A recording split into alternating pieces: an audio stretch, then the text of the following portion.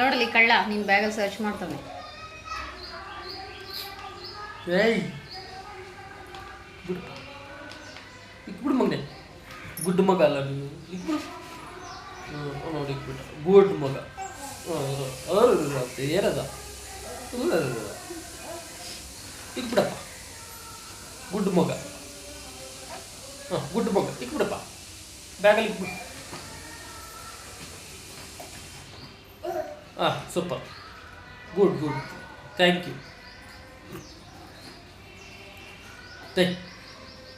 ಮತ್ತೆ ಇಕ್ಬಿಡು ಮಗನೇ.